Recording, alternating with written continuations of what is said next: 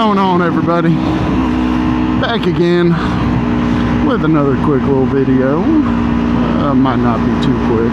I guess we'll see. Riding home after work, I decided I'm going to take some fun little back roads. I took the highway to work. Actually record a video that will probably be uploaded before this one goes up.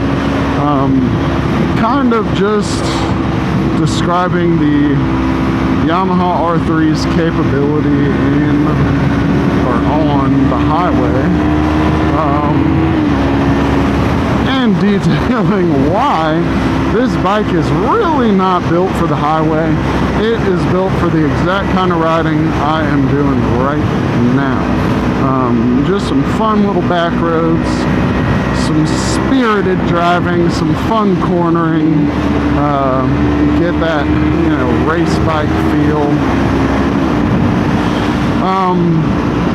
But I wanted to go ahead and spin up another video while I am on my way home and kind of discuss my opinion and kind of my perceived pros versus cons when it comes to buying a motorcycle. As you can tell by the title, in this case, new versus used. So I have owned, in my time, not very many. I've owned 3 different motorcycles. This 2026 Yamaha R3 being the latest of the 3. Obviously, based on the year, based on the mileage, you can tell I did buy this bike brand spanking new, straight off the showroom floor. But that, in my opinion, does not mean that I'm biased towards buying a new bike versus a used bike. A little bit more history. There should be another video up. I don't even quite remember what I was talking about. But I think it was a discussion on why I started riding motorcycles in the first place. Before riding bikes, I was very into car culture. I would say I still am into car culture. I think one of my biggest passions in life is motor vehicles in general. Motorcycles, cars. I've owned a lot of really cool cars. I've owned a lot of really fun cars. And something about me is, you know, a lot of people when they're into cars tend to restrict themselves to one style, one niche. You've got your JDM guys, and even, you know, within your JDM guys, everybody knows the biggest. You got your Honda boys, you've got American muscle guys, you've got classic, you got all this and that.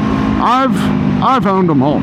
I've owned European cars. I've owned some of the coolest European cars. I've owned JDM cars. I've owned everything possible. 25 different vehicles I've personally driven in my life and owned. And that is, when I say 25 vehicles, that is exclusively talking about cars. So, in that list of 23 or 25 cars, there has been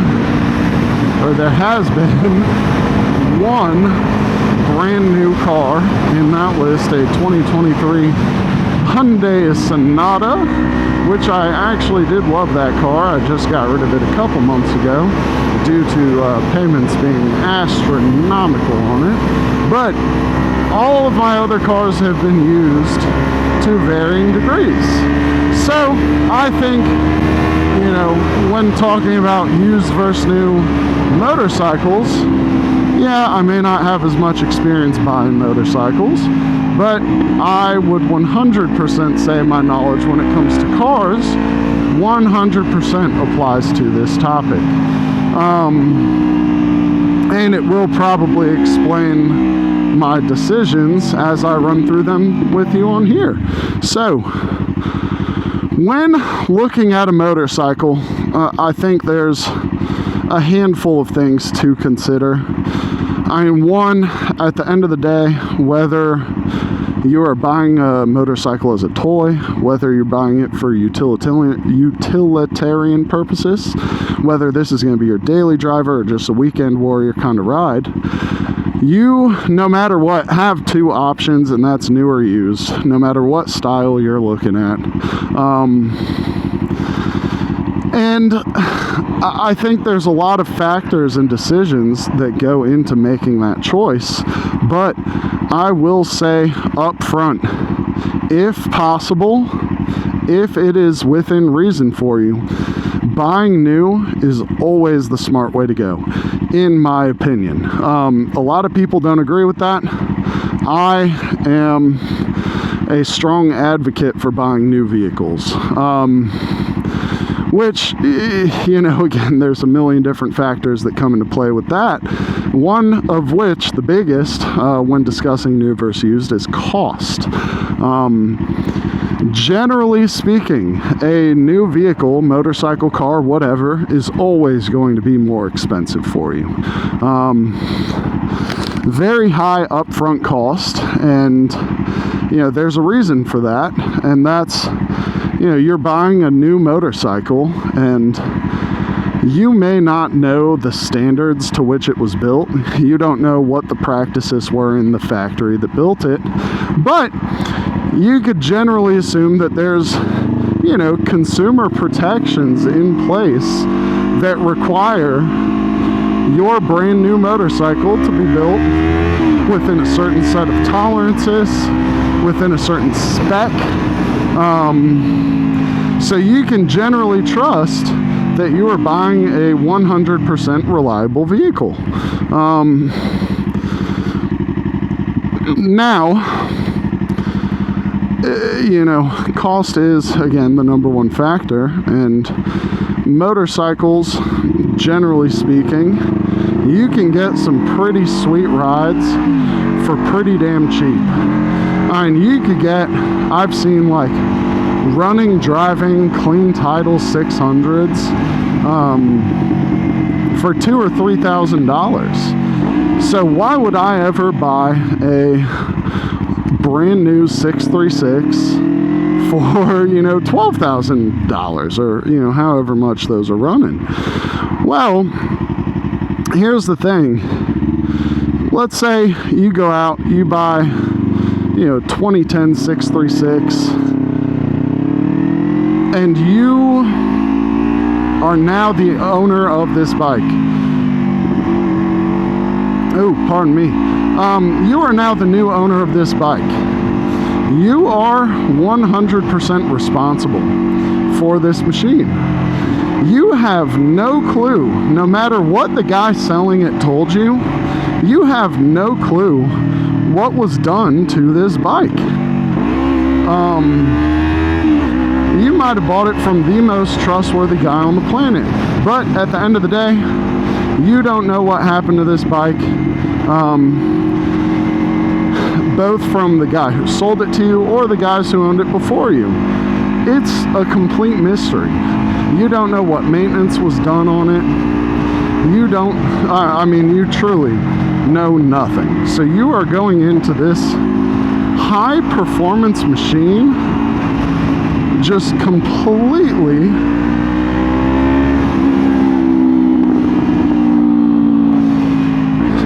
sorry, that person was driving like a psychopath.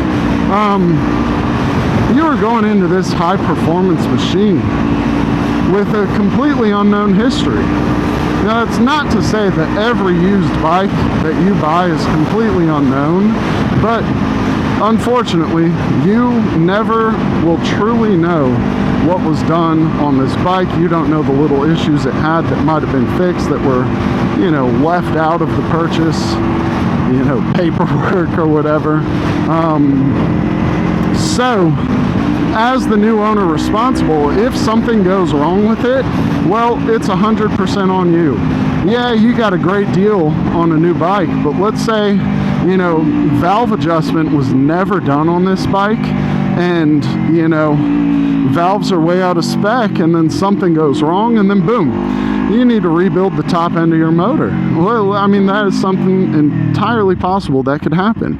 One of my buddies is currently working on a CBR 600, and I want to say he got that thing for a killer deal. He got it for like $1,000, I think. And in the couple months that I've been talking to him about this bike, that I've known this guy, the bike has not been running, which he is doing a lot of custom stuff on it, a lot of aftermarket stuff, and that, you know, does take time, especially when you're not, you know, a millionaire just ready to have some fancy little shop build it out for you and tune it and everything. But that bike just has not been running.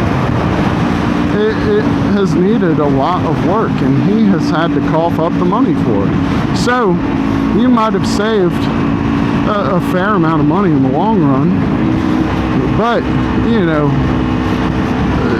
you also got to think about labor hours and your time. Like, I know what I make in my day job. I know what I make with my businesses that I run. So I have a set price per hour that my time is worth. So if I'm locked in on, like, say I buy a $3,000 bike, but it needs 60 hours of repairs, well, guess what? I'm now in on this bike for somewhere around, like, the ballpark of $6,000 in labor hours, not counting all the parts that I'm going to need to buy. So, grand scheme of things, I have virtually sunk 10 grand into this bike, and I still have not been able to enjoy it. Now, that being said, you know, this is also speaking in terms of somebody who can do all the work themselves. I am very comfortable doing engine work. I have rebuilt engines in my garage. That is not something that scares me. If I needed to rebuild the top end of a motor in my garage, I'm not afraid of that. But what I am afraid of, and this goes into the second part of the new versus used argument, is reliability. It would absolutely suck if you are on the road, let's say you're on the highway doing 100 down the street, and then your used motorcycle decides to crap out on you. Well, you know, that's not to say that a new motorcycle cannot also do that. I mean, everybody is aware of the issue that I think it was the 2025 636 has had. They had a stop sale issued on those because those engines were completely unsafe. They were blowing themselves up, and you know, that's extremely dangerous. That's a brand new bike that had a motor issue. So again, I'm not trying to say, you know, oh, don't buy a used bike, buy a new bike, because a brand new bike will never break on you. It is 100% possible for a brand new motorcycle to break. But the odds of that happening versus, you know, the old R6 with 30,000 miles, you know, we're talking a big range of percentage here. You are highly more likely to run into a catastrophic event on one of these used beat-up bikes. So, we've covered, you know, financials of it, you know, not just upfront costs, but long-term costs. We've also covered, you know, reliability on the road itself, but, you know, there's so many other bits and pieces of it, you know. All of this, you know, I am also saying from my perspective, I am somebody, I have rebuilt so many cars. So many of my own personal cars were rebuilt cars. Like, before I could even take the thing home, I was doing engine work on these in the driveway of the dude I bought it from. Like, that is something I am very comfortable doing. Not everybody is comfortable with that. So, if you're buying a used motorcycle as your first ever bike, well, I hate to break it to you, but you really have no idea what you're looking for. And here's the thing, you can watch a million YouTube videos detailing new versus used, but guess what?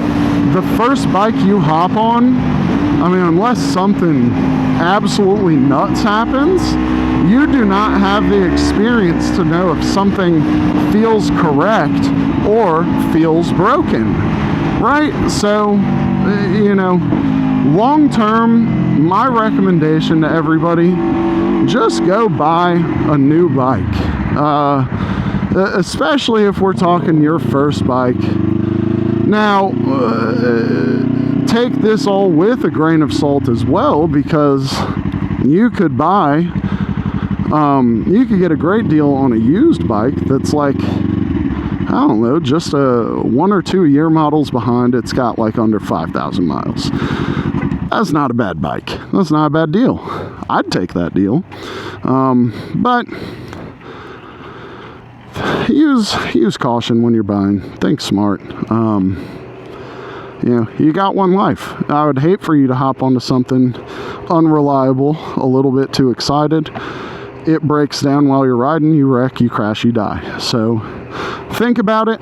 Use your noggin. You know, think your decisions through. Don't think with the wrong head. I know you're excited, but be smart. Y'all have a great day. Bye.